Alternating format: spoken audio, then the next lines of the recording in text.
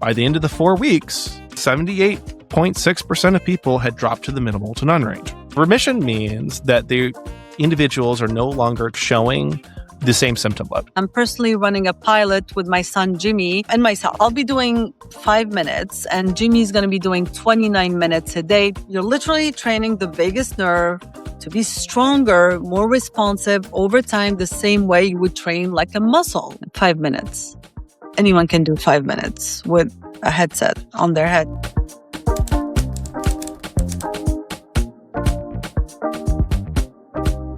Welcome back to Biohacking Autism. I'm Nadia Al-Khatib, and today I have someone with me that I generally believe is building one of the most important tools for our community that nobody's talking about yet. Jon Hacker is the founder of and CEO of Neurogear, a neurotechnology company, and the creator of the ZenBud device, which is the world's first and only ultrasound vagus nerve stimulator. Now, most of you have heard of vagus nerve stimulation. A lot of you have probably tried those electrical devices that clip to your ear or shock your neck. Jon's team took a completely different approach using ultrasound.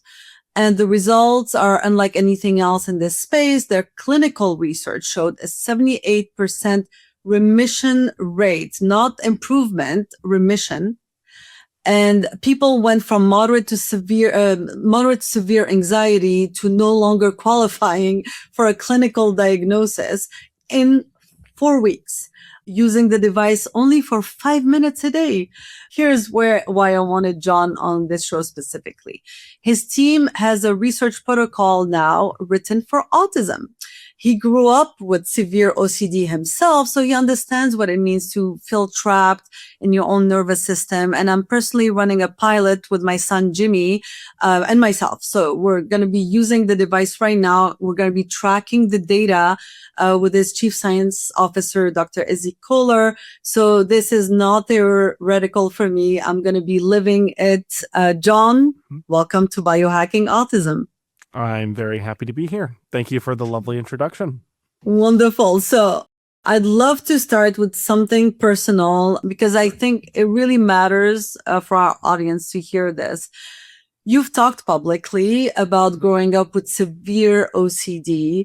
Can you tell us about your experience and how it connects to what you're building right now? So I'll talk about this in a larger, more general context. I can go to some of the deeper specifics about my specific struggles with OCD. I can talk about what caused the tics for me, if it's something that we really want to go into. It was mostly social scenarios for me, and realistically, a lot of the time it was around other people. That would be my triggers, ironically enough. And now what I do is a lot of working with people. So it's been a hell of a journey there, to say the least. But I think like a lot of these, when it comes to any mental indications, right? And I will say, disclaimer wise, we're not claiming to treat, diagnose, prevent, blah, blah, yada, yada, yada. We're still collecting data on that. But when it comes to mental indications, one of the things that I think is a very good way of thinking about it is it's like chains. At least that was my experience. It felt like my mind and my ability to act in the ways that I wanted to were limited by something that was out of my control. And that's what OCD was for me. And that's what has led to my, we'll call it my own personal mission statement for today, or my why. So if you're in tune with some of the, startup culture, there's a lot about, what's your why? My why is to liberate human consciousness, because I felt like I was chained and I wanted to be liberated for a very long time. And don't get me wrong, I think there will always be some restrictions on how we think and how we build over time that we will always have to deal with. This is a perpetual process. This is not immediately 0 to 1, sadly. But that doesn't mean that we can't do a little bit better. And that's why we built ZenBud. And that's why we continue to innovate with giving people back control of their nervous systems. I love that. Why not? Why not try? And if it's possible, why not actually do it, right? Well, that's because it's difficult, Nadia. That's the reason why people don't do it, because it's not easy. Yeah, we do it because it's difficult.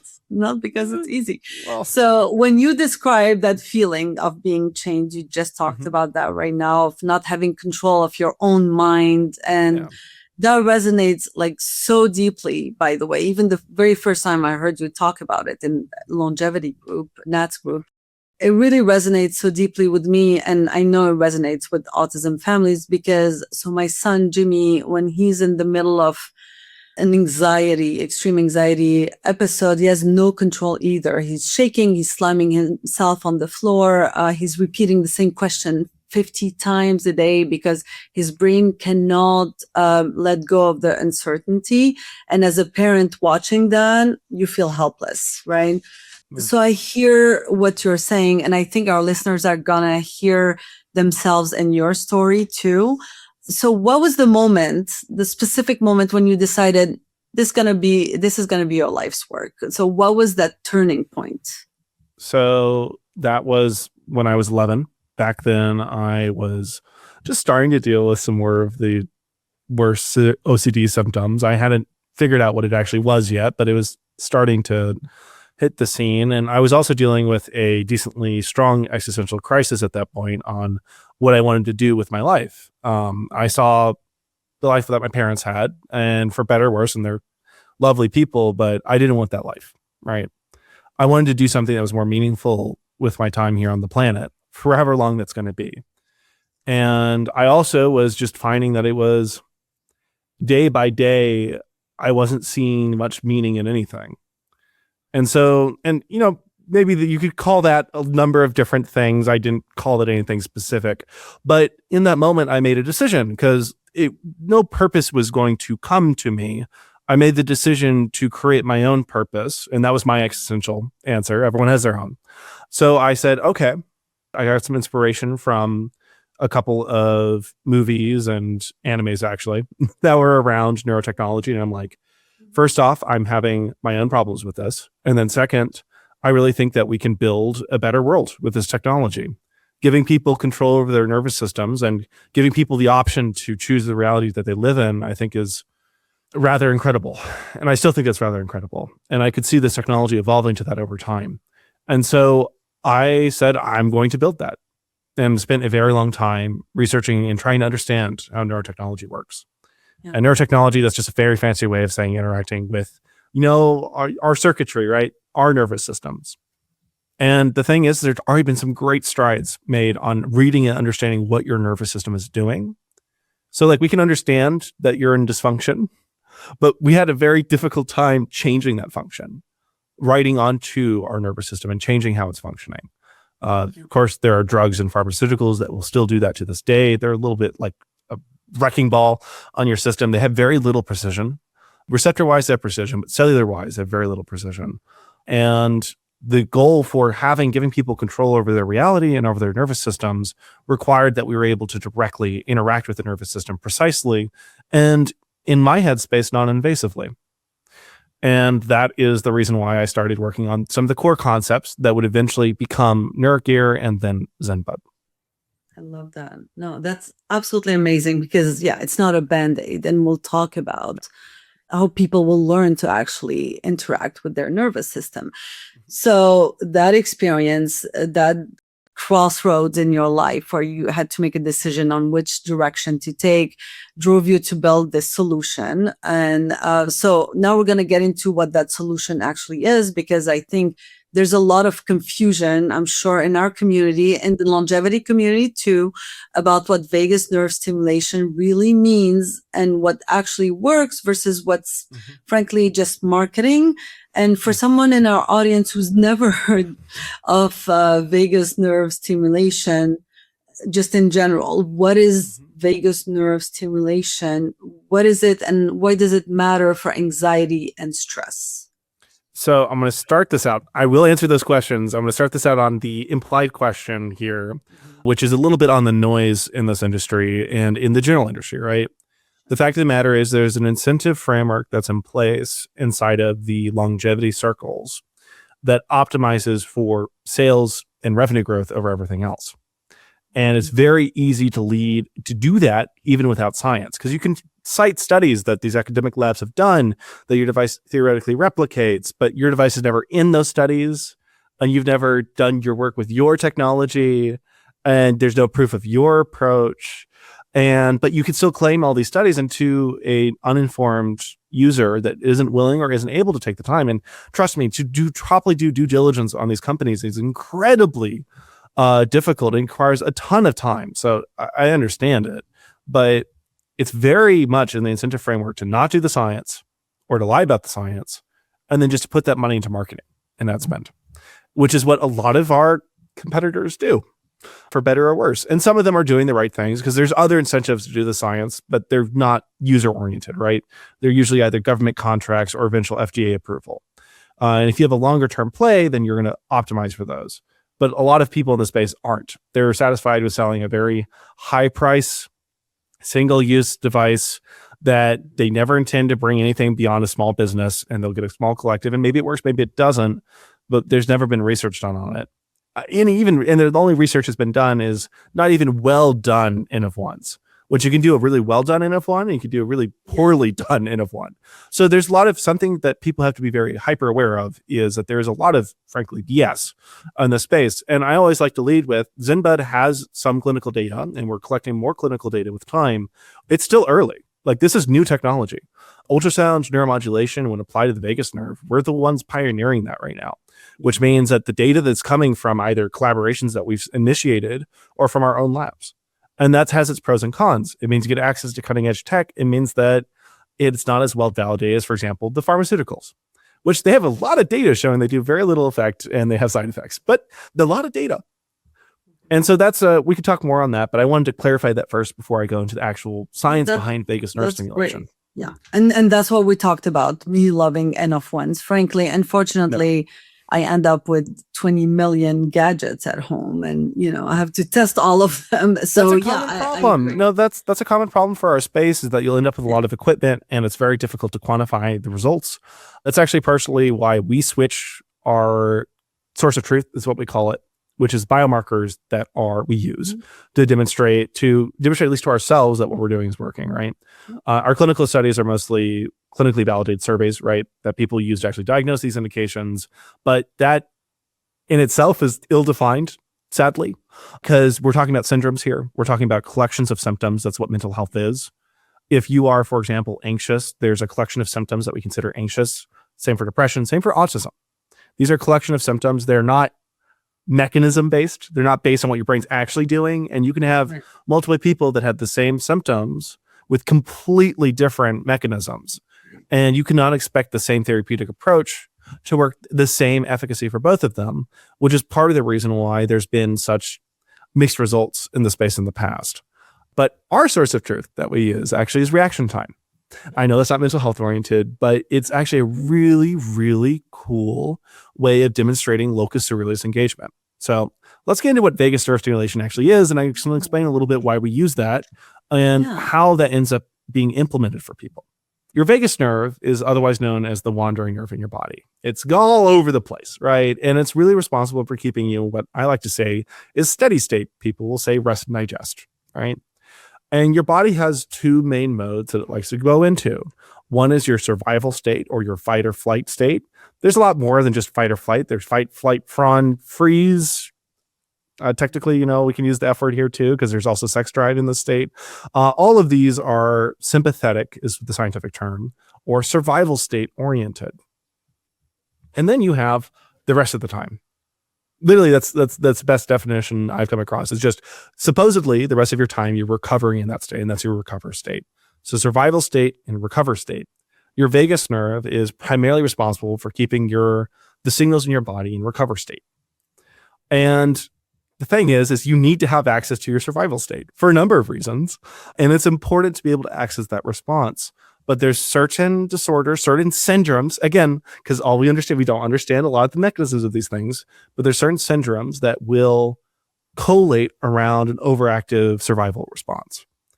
And in those cases, activating your recover response externally with a tool, like, for example, the ZenBud, which I am wearing right now, actually, I have been since we started recording, or any other vagus nerve stimulation tool, can help recover and reactivate that system. And if you're suffering from an overactive survival response, you'll notice pretty significant results pretty quickly. If you're not, and if it's a different physiology problem, then you won't. And that's like part of the noise in this space, very frankly. And that's also why we have a return policy for our product that's 90 days, because we want to give people the chance to actually use it and to actually see if that's the problem that they're dealing with. A lot of people are dealing with survival problems, response problems. Like the vast majority of the people that we talk with that have stress problems are dealing with a survival oriented problem, but there are people that aren't. So you will have a mix. I will also say even ibuprofen does not have a 100% responder rate. Yeah. And I love how you define it in terms of survival versus recovery. That's really good. And, I was just thinking in my head, like for our audience, I think everybody is pretty much in survival mode. Let's be honest, the caregivers and the kids as well, which is literally one of the root causes of a lot of issues, because it's a vicious cycle when you're there, and we'll talk about it some more. So the cycle point is very poignant, I will say. I mean, most of when it comes to disorders of the survival response or other disorders, very frankly, a lot of nervous system disorders are cyclical in nature, because that's actually how your nervous system works on a base level. The more a certain system is reinforced, the more active it will be, the more reinforced it will be. That's Hebbian learning. We can talk more about that later as well. But because that's how it works on a base physiological level, it tends to work that way for some of these syndromes. I keep emphasizing that for a reason. These syndromes seem to be driven by cyclical responses. And if that is indeed the physiology, then adding an interrupt to the cycle is a very poignant way to help recover activation of those systems and to direct the systems in the way that you want it to be directed. Because in the end, you should be the one in control of your nervous system, no one else. Exactly. And I love that, because again, and we'll talk about it, the point is to learn how to interrupt that, to have that control, which is amazing. So just before we move on, let's talk about ultrasound, because there's a lot of devices out there claiming to stimulate the vagus nerve. So what makes ultrasound so different from electrical stimulation or even vibration? And why should our listeners care about that distinction? There's a couple questions inside of this question, so I'll go through them one at a time. When you're looking at electrical stimulation, it works exceedingly well invasively. And that's a place where it's been mostly done. When you take a look at the implants in the space, they're mostly invasive electrical implants. Bringing that to a non-invasive context and expecting it to work the same way is a difficult proposition. I'm not saying that it can't, but it's a lot more difficult to get the same engagement of the neurons. But realistically, you still can if you apply it properly. The biggest difference here is that you don't have to shock yourself with ultrasound. And for a lot of users, that's enough of a difference for it to matter. Yeah. And we do have some head-to-head trials going on. They've already shown at minimum equivalency, and actually we're actually seeing some showing superiority. And those are independently. And once the institutions that are running them independently publish them, we could talk more about those results. I'm not going to try to jump their gun, so to speak. They're, especially since they're running studies with our devices, we want them to be encouraged to keep doing that. But we are seeing some of those results already happen, showing potentially superiority and efficacy. And at very minimum, it's a lot easier to use and there's a lot better tolerability. And that's been demonstrated again and again. And what that means is that fancy talk, you don't have to shock yourself. That's literally the long and short of it. You don't have to apply some sort of gel too, or we used to offer ultrasound gel. We're taking that out because you don't even need it because of our silicone matrix. So that usability difference is pretty big. When it comes to the vibration or mechanical vibration, they can be really nice for secondary effects. And I would classify them in the same way that you could classify breath work. And we encourage people to do breath work with our vagus nerve stimulator, but they're very different mechanisms of action. So when you're doing breath work or when you have a mechanical vibrator, you're attempting to activate your parasympathetic system through shifting your heart rate, right? Mm-hmm. You're not directly adding an interrupt. It is part of our philosophy that is an interrupt is required to get people out of these deeper cycles. Now, not to say if you can do these things consistently, you're going to retrain your system anyway. Again, the more activation you have on your system over time, the stronger that system gets. The cycle works in your favor too. The cycle works out of your favor and in your favor. So we encourage people to do these things. But what we do with ZenBud And what we do with ultrasound vagus nerve stimulation is we directly add an interrupt in that system to force it to hit parasympathetic side for you. And especially if you're in a pretty bad place and the cycle's gone really strong on the sympathetic side, again, survival side, having a recovery interrupt can help you get back on the right track. Yeah. And again, I mean, frankly, like you said, it sounds like a detail. It's not. But if you're in a really bad place, the last thing you want is to get shocked. I mean, that will send you even more often. Well, no, because like it causes anxiety for some individuals to even use these electrical devices. And the thing is, like, there are some, I will say electroCore is a good example of a company that's done a lot of really good work clinical side in this space. They actually did their clinical studies with their device, which is incredible. And I respect the hell out of them for that. There's examples of companies, which I will not name because I would be talking about them more negatively, that have not done that work or have claimed to and then haven't done that work on a consistent basis. And so you have to do that validation. But I also understand why people don't want to be using an electrical device because it can be very uncomfortable. And if you're not applying the gel right, if you're not applying the location right, you can either not see the effects or you could see even more uncomfortable stimulation, which is just not ideal. And we understand that. That's why we developed this in the first place. So just before we move on, Jon already did a little disclaimer. Let's do one more. So before we... Good. I love disclaimers, we always got a good couple of them in there. Exactly. So before we get into the research numbers, I want to remind everyone that this is not medical advice. Always work with your healthcare team. Jon's device is a general wellness device, not yet an FDA cleared medical device for any specific condition. That said, the data is compelling. So let's look at it. So you published research that showed a 78.6% remission rate for anxiety, not improvement, like remission. Walk us through that study and what remission actually means in this context. And for sure. And we've actually collected more data since it's not published yet, and it's continuing to reinforce that particular percentage thereabouts. I think it was like technically 78, 79% for this study. I don't think it hit the same exact 78.6. But I'll take 10%, but okay. Okay. I think it's important to define remission for the audience here because it's not a very common word. Remission means that the individuals are no longer, so that you're no longer showing the same symptom load. Because again, this is all syndromes. So it's collections of symptoms. If you have remission, it means that your score on the surveys that we use to classify and define these indications, for example, anxiety, has dropped to a point where you're considered on par with the rest of the population. A certain level of stress is normal. So you're going to almost always be above 0. But in this case, it's around, I believe it's 8 to 10 range for BAI. BAI is less well-defined. The BDI, back depression inventory, and the PCL5 are better defined. But essentially, when you go down to minimal to none range, we consider that remission, right? In this study, we recruited individuals that scored a 16 or higher on the Beck's anxiety inventory. That means moderate to severe, right? By the end of the study, actually in the first week, we saw the majority of these results pop in. So we continue to see people follow on through the rest of the study. By the end of the 4 weeks, it was 78.6% of people had dropped to the minimal to none range. Now, I want to be clear, there are a lot of limitations on the study. This study was conducted on a decently small population, N of 30. We have increased the population that we're collecting these results with over time. But this study, as has been published, has an N of technically 28 because we had 2 dropouts they had personal life reasons. They couldn't continue the study, couldn't continue answering the daily journal, which is a requirement for us knowing if you're actually using the device. So they had to leave. So we had an N of 28 in the end. And I will also note that there are a number of things that can contribute to bad science in this space.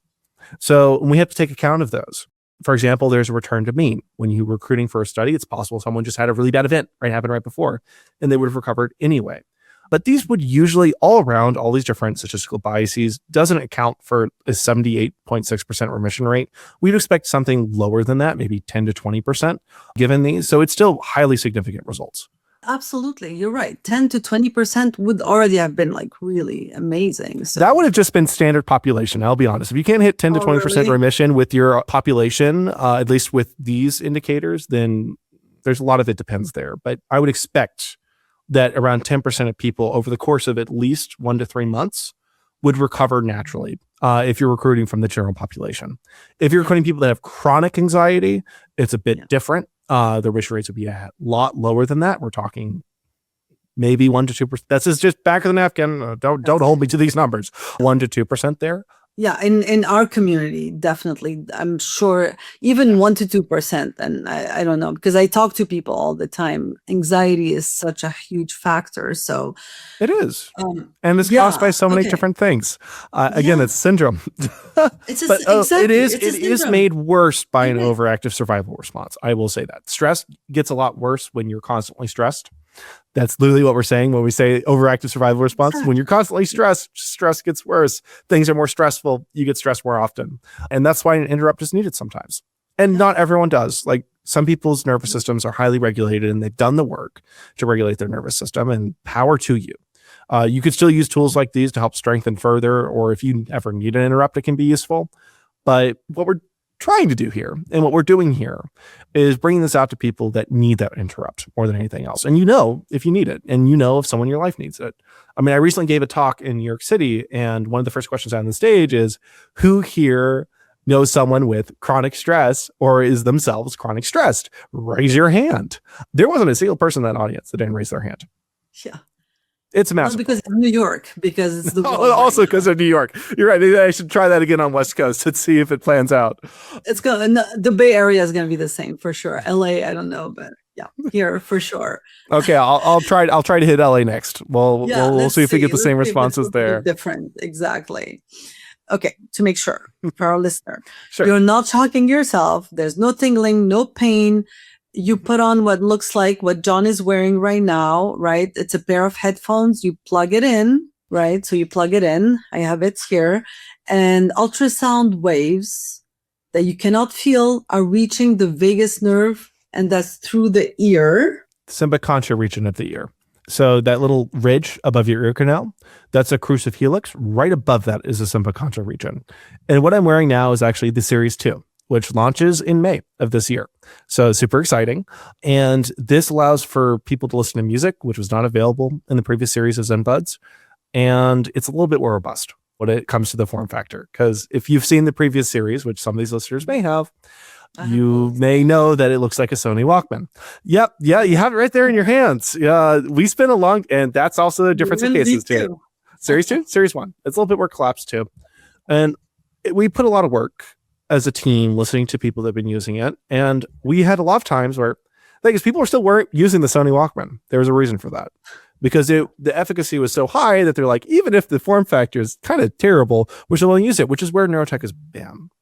But we really wanted to improve beyond that. And that's why we built what I'm wearing today and what you have over there and what you and your son will be using as well, which is the ZenBud Series 2.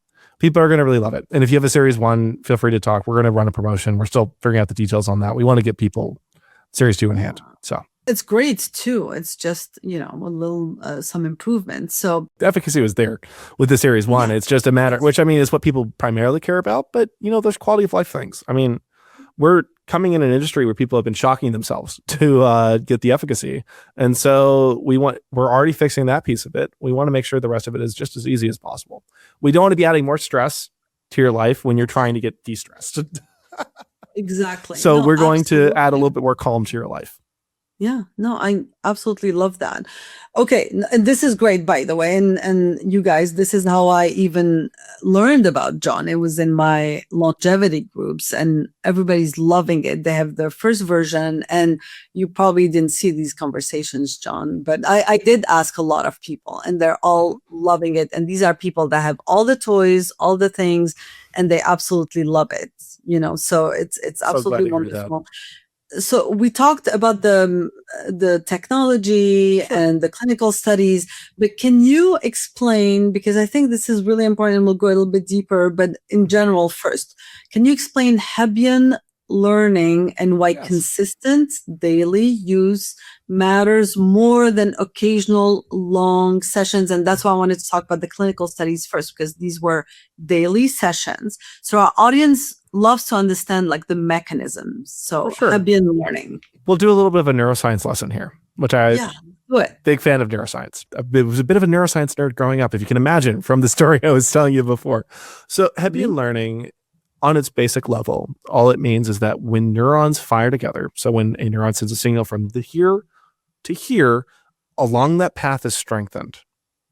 When a neuron isn't sending signals here to here for a very long time, that path is weakened, which means if the path is strengthened, it's easier to send signals. If the path is weakened, it's harder to send signals. What this means, if you're sending signals from here to here consistently, the path strengthens. It becomes easier to send signals here to here, which strengthens the path further. It's a cycle, right? And if you're not sending signals here to here for a while, the path weakens. It becomes harder to start sending signals here to there, so you send less, which means it weakens further. It requires much more effort to get it reactivated. This is the reason why your nervous system works in cycles. It's how the fundamental components of your nervous system work. And so when scaled up to these large systems that we really don't understand very well, I want to say that right now, even the foremost experts in the world, we do not understand consciousness to a deep level, but we do understand the fundamental units. And it seems like your larger brain systems and networks work very similarly. When certain systems are used, they grow stronger. When they're not used, they grow weaker. And this is why when you get into a chronic stress loop, it kind of reinforces itself over time. As you activate your limbic system, as you activate your survival response over and over, and it keeps getting reactivated very quickly, it becomes more quickly to activate. And it gets activated easier, which means it gets activated even more, which means it gets stronger. And that you get into the cycle where it's really hard to reactivate your recovery response because you're almost always in that survival place. And there's a lot of things in our environment that are putting us in survival space right now. Of course. Like, take a look at how social media works. It basically is a survival engine. But anyways, on the other side, this also means that if you can activate your recover system and keep it activated and activate it consistently, you're also going to strengthen it. So what we're doing realistically is we're helping be a counterweight to all the technology you're using that's very not healthy for you, so that you can have a better activated recover system and so that you can live a much more balanced life. That's a great way of thinking about it, because we wouldn't have to exist as a technology if people's survival systems weren't being taken advantage of. And they are. And this is the reason why mental health is the syndrome of mental health. Again, collections of symptoms. That's what it really is. These symptoms are becoming more and more prevalent because we're living in a society that is encouraging the use of the survival system at every single moment of the day. And when you never have a chance to sit back into recover response, and even if you do, it's really hard to get that system reactivated when it's weakened so much, when you haven't been practicing that Hebbian learning to strengthen that system. Because we're actually, wow. So basically what you're saying is that right now, if we're not, working on our vagus toning with like something like your device, we're actually practicing Hebbian learning, but in the wrong direction. We're actually learning to be stressed. We're learning to be high functioning, anxious people. And that's not even necessarily high functioning. That's the thing. Like a true high function requires a recover component in order to implement. Yeah. But realistically, not using a system for a long period of time will weaken it.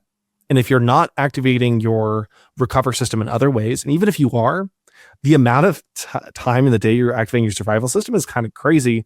Let's say the average, right? Most people are hyperactivating their survival systems.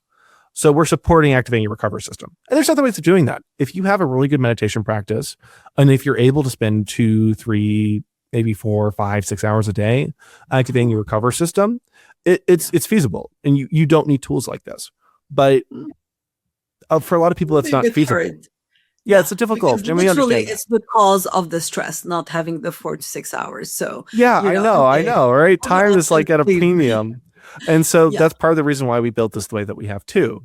I like to use my ZenBud. First off, when I'm on a podcast, it always makes things really interesting. But also, it's right now. It's of course, yeah, it's on. It's on and plugged in, and I'm using it as my headphones. That's the lovely thing about the series too. It integrates even better into daily use. But I also like to use it in the morning when I'm getting my coffee, and coffee is a activator of your sympathetic system, I will say. But it doesn't mean that I don't enjoy using it, and I do. And I like to also practice and strengthen my recovery system at the same time. And doing that allows me to be more balanced. And it's something that I've seen has allowed a lot of our users to be more balanced. Because in the end, again, this is a modern solution to a modern problem. If we had let's say, normal level of survival activation on a daily basis, like once or twice to escape the tiger or the bear, right? That's fine. You wouldn't need these sort of solutions, but it's constant. And so we need something that can, give you an extra boost on recover side. Yeah, that's amazing. Okay, so the Hebbian learning, okay, totally check. It's really important for our audience, for me and for our audience, you guys, because we're not just talking again about the device you're going to use once to just feel calm. This is like so important. We're literally training every day, and it's not hard. There we go. Jon is doing it right now. Yeah. So you're literally training the vagus nerve to be stronger, more responsive over time, the same way you would train like a muscle, right? The pathway, a muscle, same. Yeah. So the more consistently you use it, the better your nervous system gets at self-regulating, even when you're not wearing it, right? Because now you're learning, you're building those pathways. So now I want to take everything we just talked about, the science data, the mechanism we just talked about, which is amazing, Hebbian learning, and connect it directly to the community that's listening right now, because this is where it gets, again, really personal for me, as you know. I know you've been to a lot of podcasts talking about anxiety, PTSD, stress, and longevity, which is how I met you.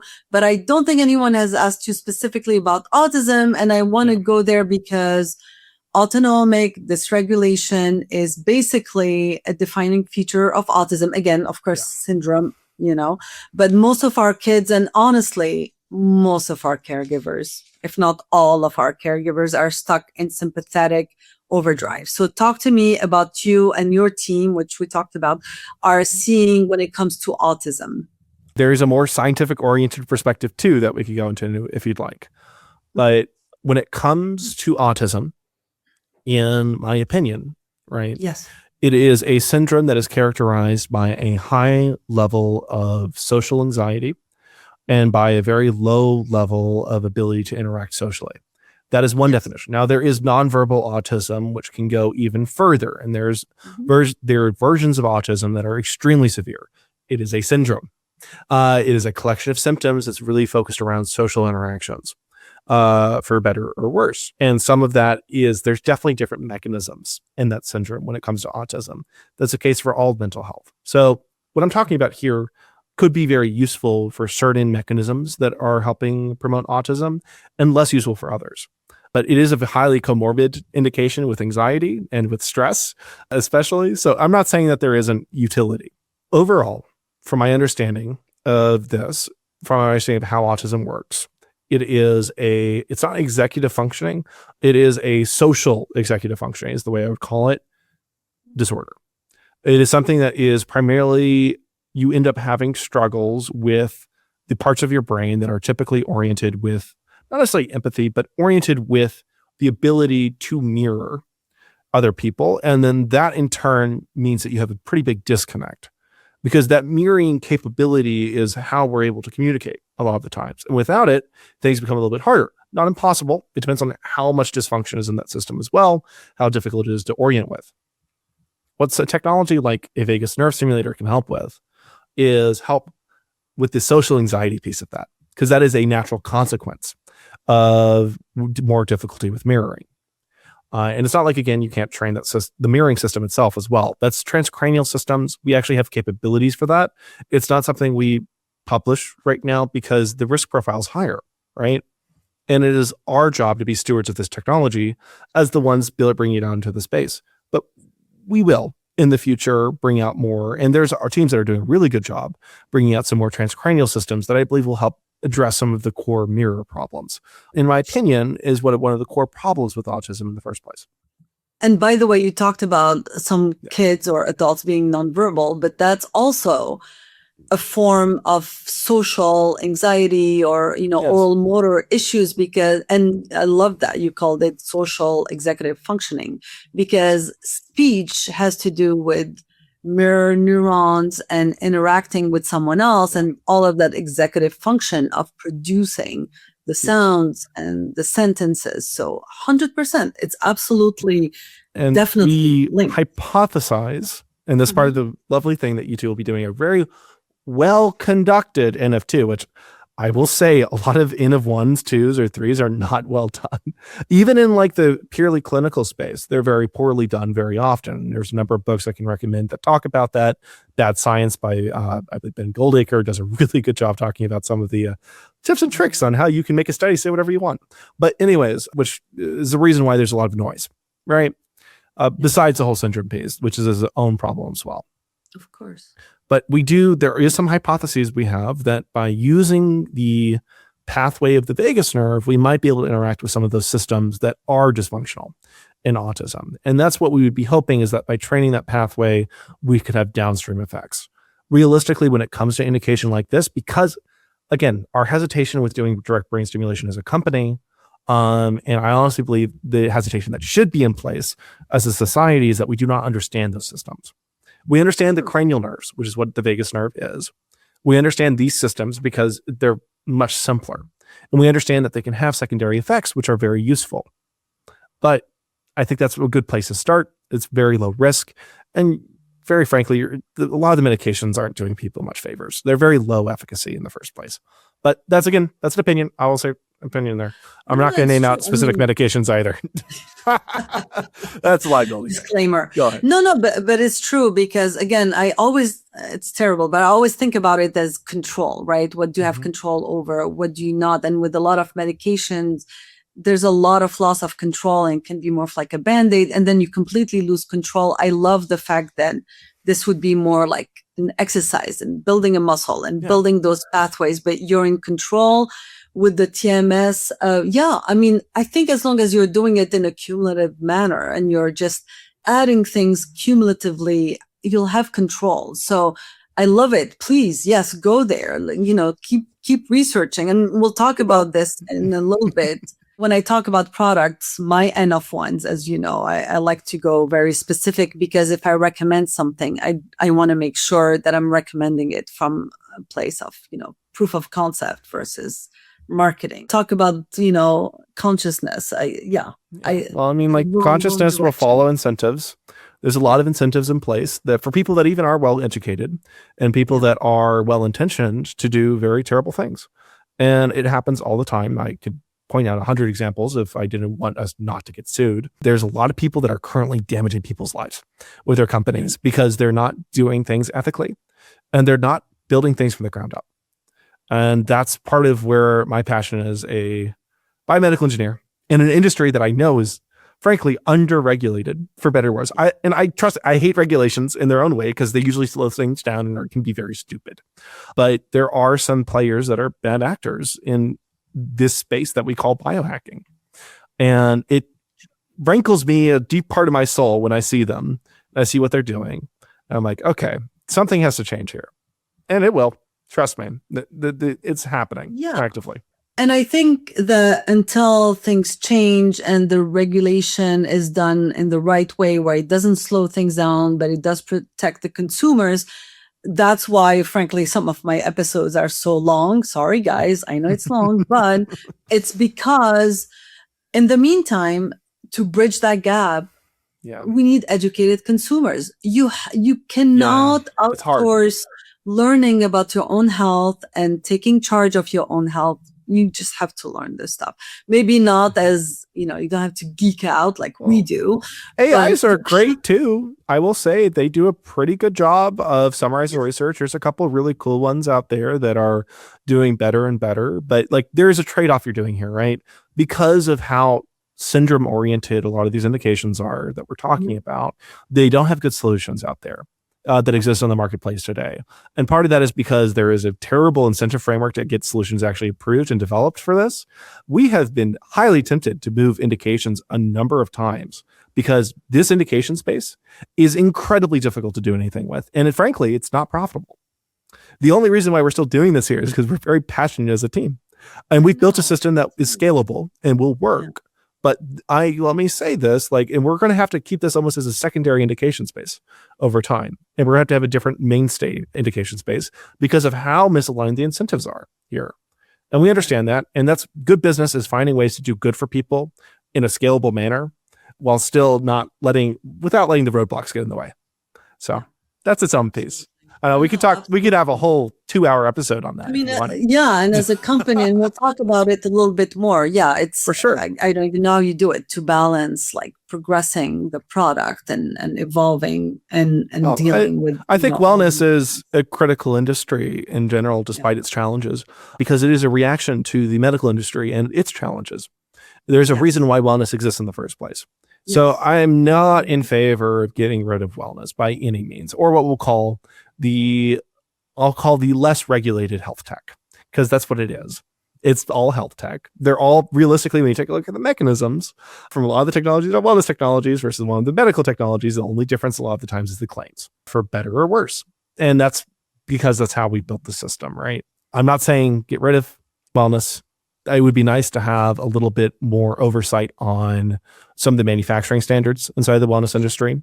It would be nice if the CSPC was a little bit more active with some of these wellness companies, especially some of the foreign wellness companies that are manufacturing locations that we don't have a lot of oversight over US side.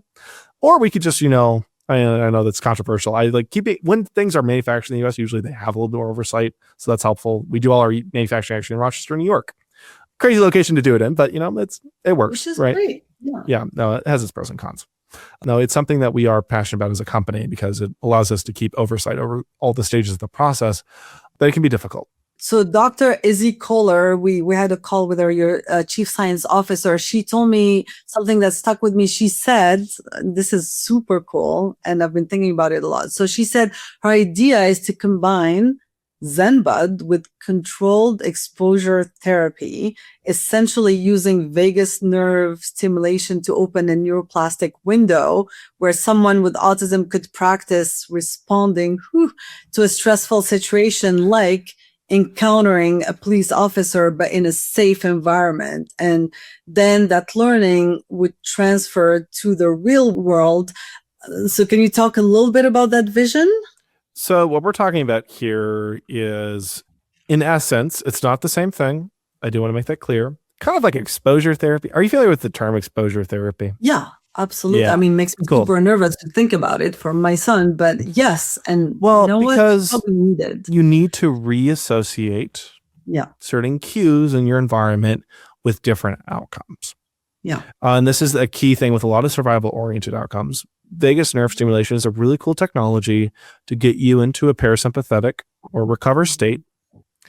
And if there's a certain environmental cue that you don't want to lead to a survival state, training with a recovery system enhancer and introducing yourself to that cue over and over is a way to disassociate. And that it can be very powerful for pretty much anywhere where cues are something that is causing a survival state function.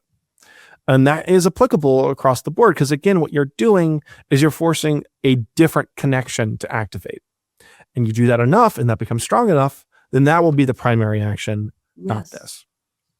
Yeah, so that would be Hebbian, but for exposure therapy. No, I love that. Again, it all comes down to the basic units of the nervous system. It's all neurons, for better or worse. No, I love that. And so that would be on the exposure side. And there's something personal, and we talked about it, you and I.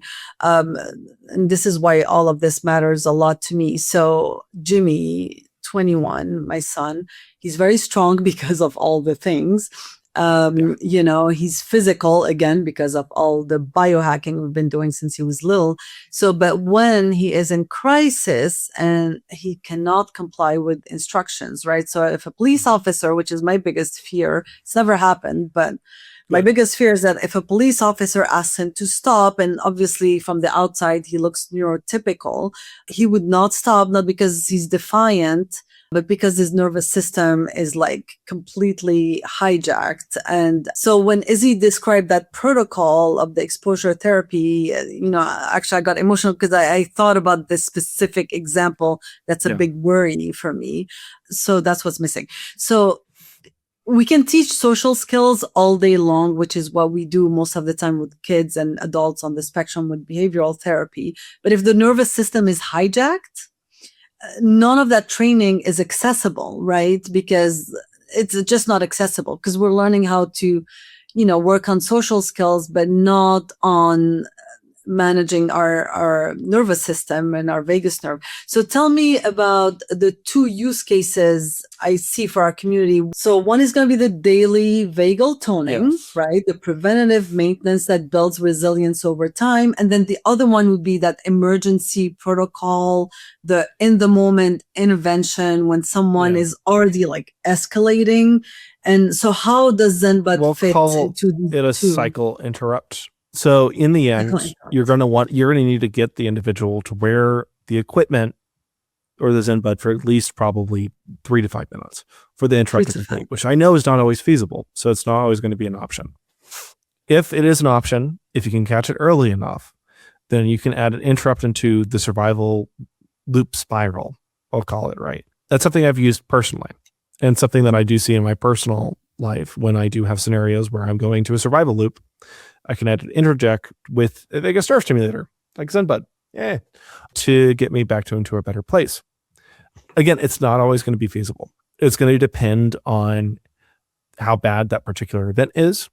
It's going to depend on when you can catch it. It's going to depend on if you can get the individual to wear the equipment. Because in the end, this is equipment and they're going to have to wear it. And it's going to take a little bit to kick in because we are not blasting your nervous system. We could, but we don't do that. And so because of that, it does require a little bit of onset time. But it's possible. It is possible to kind of. I would say I do not see why it wouldn't be. Again, I'm not going to say that this is going to just insert your favorite disclaimer here. Yeah. I mean, realistically, I could see scientifically that working, and I do have experience with it helping with my own survival cycles. Yeah. So I know a lot of parents, and again, I have so many devices that, by the way, I get this question all the time. What's your favorite vagus nerve stimulator? I literally have text messages, WhatsApp messages all the time about this specific thing. So a lot of parents have tried several devices and they've given up, right? So what would you say to the parents that have tried like 3, 5 other devices? So it first off depends on which devices they're trying. But realistically, if you were trying all these different devices and technologies, they're usually remixes of the same thing. They're either remixes of electrical stimulators, which can be difficult to be compliant with, and very frankly, non-invasively are not always. There's a community in the scientific community that believes that they're not even engaging the targets because electrical non-invasive is really, really difficult to do right. It's a community. It's not the whole community, but that is something that has been specifically around TDCS is something that was brought up very commonly. And these vagus nerve stimulators that are trying to use electricity, it's very similar principles that they're using. A little bit less difficult because you don't have the skull in the way, but all the same. Or alternatively, they're using a mechanical vibrator, either on around the wrist or the ankle or the chest. Here. I mean, and this is not directly activating your nervous system. It is an indirect activation effect or a sensory interruption effect. You can think about it as really hitting the sensory afferents to the brain. And there can be a calming effect to that. But again, there's a community that does not believe that that is direct vagal activation. And that's part of the reason why they would prefer electrical devices that can, which a lot of times they're pointing towards implants for better or worse. Or, and more recently, ultrasound has been shown to very precisely non-invasively stimulate neuroactivity, even through the skull. That's part of the reason why our approach is as innovative as it is. So it might be worth a shot, even if previous vagus nerve stimulators haven't worked. Because our mechanism is so different, it can be worth an attempt. And there's a reason why we have our return window as long as it is. Because first off, we know that sometimes you're not going to be at home when the thing arrives.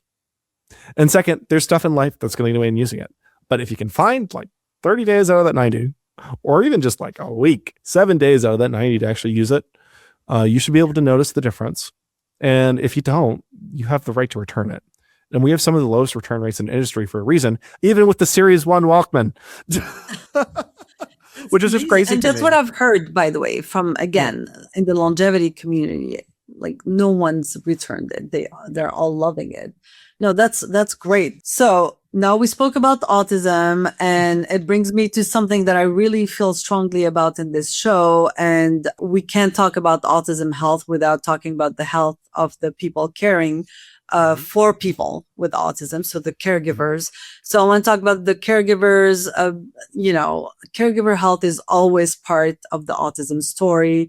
It's not at all a separate topic. And here's why. I developed, I think I told you this, inappropriate sinus tachycardia, IST. My heart was racing at night and I looked cool as a cucumber, but at night, it would just start racing out of the blue when I was lying in bed and, super calm on the outside. My body was in full lion attack mode. And that happened because years of being in crisis, like you said, right, with my son's health, trained my nervous system to stay on high alert, even when there's absolutely no threat at all. And I know I'm not alone. I know there are parents listening right now whose Apple Watches keep asking them if they're exercising when they're sitting in an IEP meeting, having an internal, panic response. Can you talk to me about what this technology means for the caregiver who's like burnt out, whose nervous system is shot, and who does not have an hour or 6 to meditate? So I will talk here that first off, the reason why I keep hitting the syndrome piece is because there's a lot of overlap in, for example, symptomatic profile. You just talked about for your personal experience, right, Nadia? And I could feel the emotion there and the visceral emotion from your experience. Because surgery, by the way, was the solution for my situation, slashing the vagus nerve. That was the solution, which I didn't have to do, thankfully. But yeah. Yes. And that has other consequences, but it can be necessary in certain case scenarios. When your brain is sending to your heart constantly that's about to die, it's sometimes better to remove from the circuit. And that's because of a survival oriented response that has grown so strong that your body is literally eating itself alive, which happens when you're taking care of people. When you're focusing on someone else every day, every moment of your life, it can be exceedingly easy to dismiss or to undervalue what your own health is. And especially when it comes to a situation where someone could have, at any moment, their nervous system could go off, and your nervous system has to be able to react to that. You're going to adapt to that state. And that's not always a healthy adaptation. And people burn out all the time in caregiving. And from my understanding, it's one of the highest churn industries in general, because it's very difficult to be there for very long periods of time. And I would love it if our tool can be part of your kit to help recover your nervous system. But realistically, more than anything else, you need to take time, some time at least, to recover your nervous system. If it's not this tool, find somehow else to activate that recover system and to interrupt that survival response. It's critical. But just to be sure, so if a caregiver only has like 5 minutes in the morning before the day starts, and how could they use the ZenBud? You just wear it. You just put it on, you listen to your music, and it's going to do its thing. You can do breath work, you can do meditation if you want, but you don't have to. And that's always been the point, is we don't want to be adding stress to your life by giving you calm. No, we're just going to give you calm. Amazing. 5 minutes. Anyone can do 5 minutes with a headset on their head. So, and I'm going to be testing it myself. Yeah. So I'm going to be testing it myself. I already owned the previous version way before I even the previous series, the series 1. That now is the series 2. You can tell we have a very strong naming convention here. No, I love that. I love naming conventions. Yes. Okay. So I had series 1. I had it way before I met Jon. And that was based on talking to a lot of people, again, in the longevity and the biohacking space that absolutely loved it. So I had it, and I loved it. So now I'm going to be testing series 2 myself. So your team set up a protocol for me. I'm going to be tracking overnight HRV with, all of my million tracking devices over time. And also I'm going to be tracking my max daily heart rate outside of exercise. And for Jimmy, we're going to be I'll be doing 5 minutes, and Jimmy's going to be doing 29 minutes a day, because we're already doing Zoom. Yeah. And he really needs it. His anxiety levels are really high, and we already have a time in the day where that's assigned to brain retraining and nervous system retraining. So this is going to be definitely our 29 minutes. We're going to be tracking his behavioral rigidity on a 1 to 5 scale. So we'll be sharing those results with you guys in the community. This is part 1 right now, and this is going to be part 2, which we'll share later. So it's going to be a two-part series. Series 1, series 2.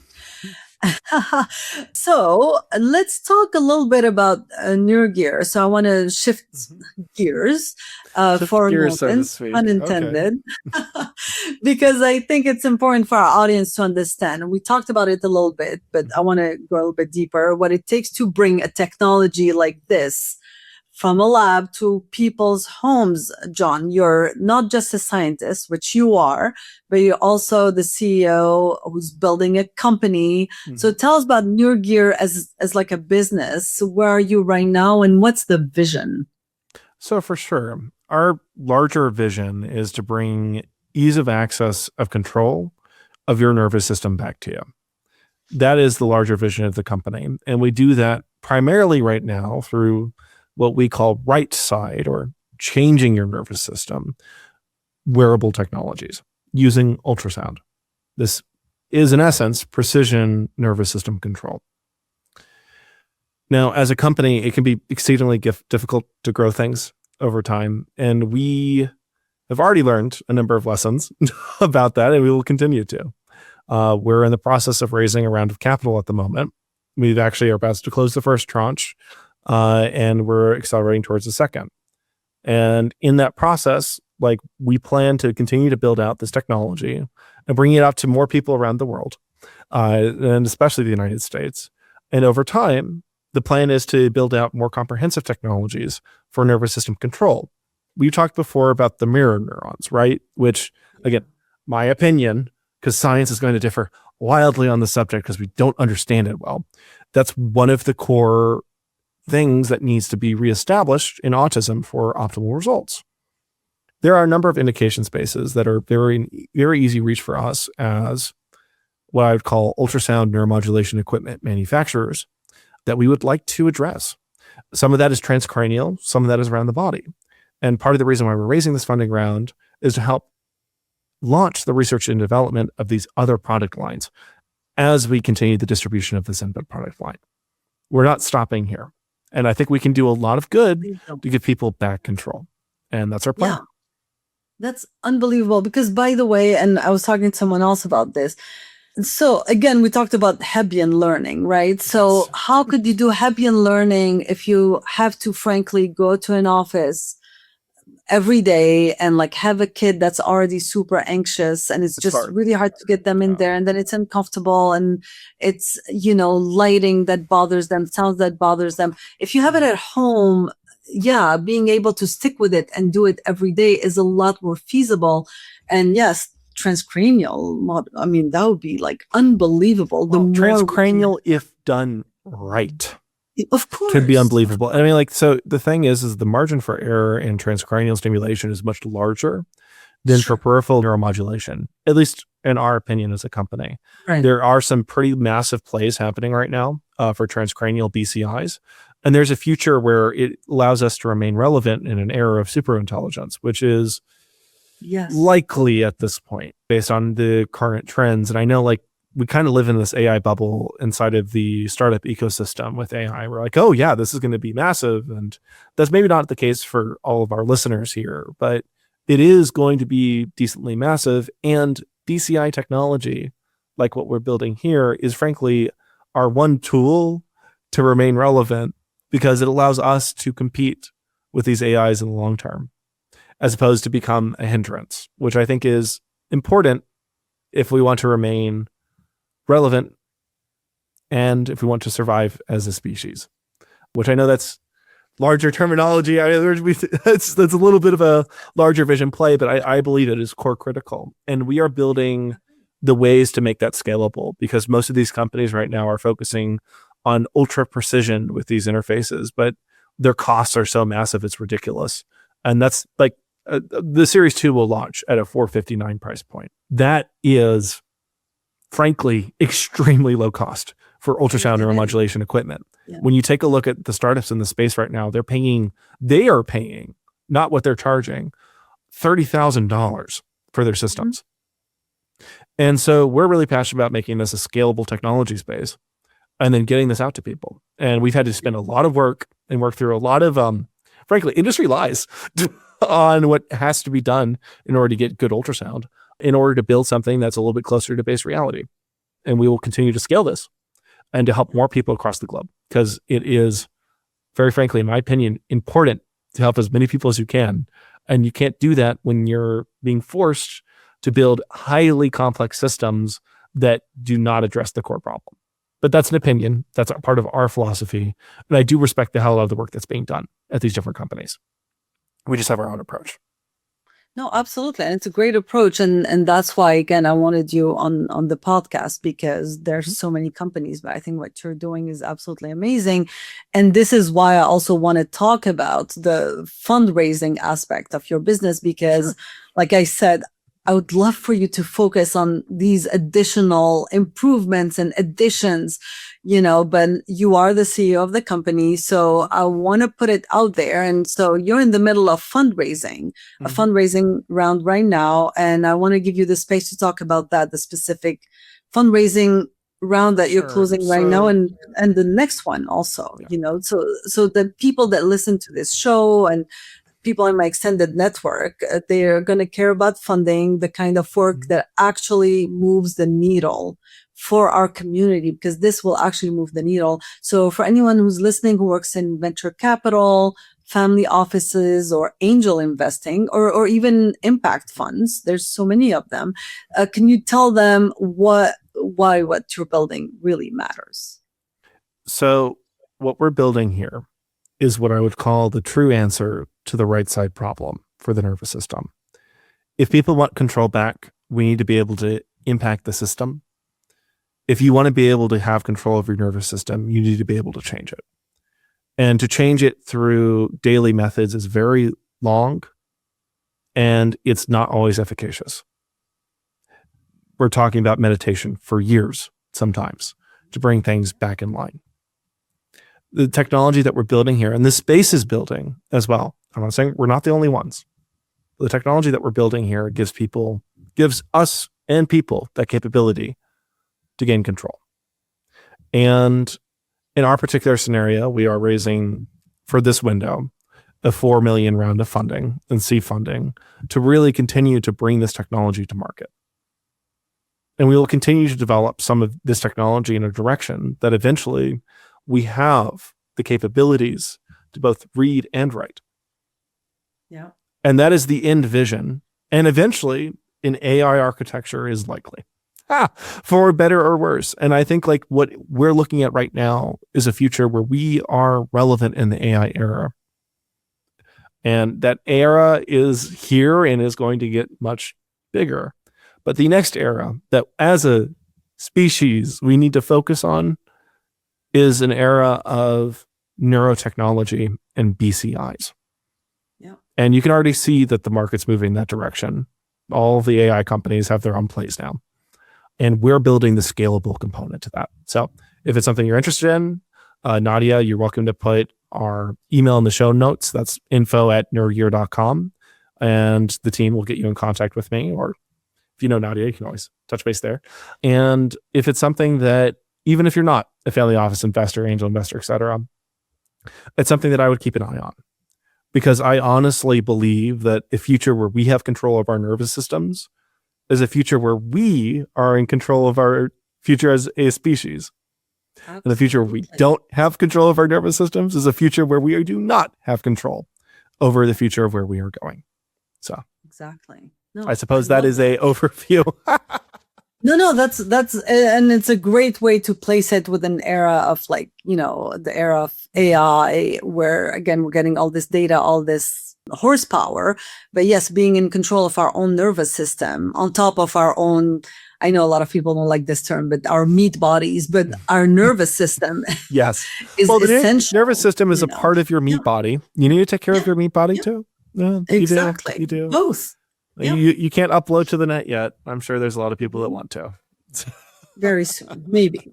I just want to add a little perspective here. So my husband is in venture capital and I showed him your deck and he said that the combination of real clinical data, proprietary hardware mode, and a massive underserved market, which is what you said, but he said that too, is exactly the kind of profile that gets attention. So that's exciting. So again, you guys, if this resonates with you, Jon's contact info, we'll put it in the show notes, or contact me and I'll put you in touch. All right. So let us bring this home with some practical takeaways for our listeners. We always end with actionable takeaways. So Jon, if someone is listening right now and they have a child with autism, or if they're both a caregiver who's struggling with their own stress response, what are 3 things that they can start doing today to support their nervous system? So first off, the first thing you should do is the thing you already know you should do. I'm not going to say what it is. You probably already have it in your head. And me telling you to do that is not going to help or hurt. The second thing is check out our technology. I think that this approach is pretty simple. It's decently easy to integrate. It could be an excellent support tool. And the third thing I would say that you need to do is take some time for yourself if you can. And I know it's not easy. An hour a day. Schedule it. I'm serious. Schedule that time. That's a pretty massive quantum leap. The first thing is it's going to vary from person to person. You already know it. Second, do check out ZenBud. We would love to have you be part of the family. And we do have a return policy the way we do in case it doesn't work out. And then the third is take some time for yourself. And that includes getting good sleep, which, I'm not the greatest example of right now because I've been on the road for the last month, which has been lovely. But, it is something that is important. Essential, which we talk about a lot in the podcast. But Jon, this has been such a cool conversation. I genuinely believe this technology is going to change lives in our community, the autism community. And I'm honored to be one of the first people connecting your work to the autism world, I think. So where can people learn more about ZenBud and how can they get their hands on it? First off, you're welcome to use code BiohackAutism for 15% off. And it also helps support this channel and its growth over time. Second, and that we'll put that link directly in the show notes. That will lead to that. The website is zenbud.health. That link will also be in the show notes. And you can also directly reach out through our contact form on the website or at info@neurgear.com. That leads to a shared inbox. We're a small team, so it's me and my co-founder reviewing that inbox right now. So that's direct to the top. You got to love it. But feel free to reach out and chat if you have any interest either in or around our technology or you just want to geek out. We are pretty busy, but we do take the time to make sure to answer all of our emails. Great. And it has been an absolute pleasure, Nadia. You're very passionate about this space, and I can see that. And this is not something that we talked about a ton on call, but I've seen the protocol that you're also going to put yourself and your son through over time and the level of rigor there. And that's something that's decently rare. I'm really excited to see this channel grow with time. I think it's going to do a lot of good for a lot of people. Thank you. I really appreciate it, Jon. Thank you for being here. And to everyone listening, again, I'll link everything Jon mentioned in the show notes, including, any research and Jon's contact and anyone interested in, learning more about the company. Of course, as always, it's not medical advice. Talk to your practitioner. But if you're looking for a new tool in your toolkit, we could just create a splash pop-up in the top right corner. This is not medical advice. You can talk to your practitioner. We could have a count. I would love to have a count on that for this episode. How many disclaimers we've done. Always, but yeah, you guys, really, this device is worth paying attention to. This is part 1. Part 2 will come once Jimmy and I are done with our 30-day trial. And before I let you guys go, I have to ask for a favor. If this episode was helpful, gave you hope or gave you something new to try, please share it with another autism parent or caregiver who needs to hear this. Until next time, real solutions for people with autism and the ones who love them.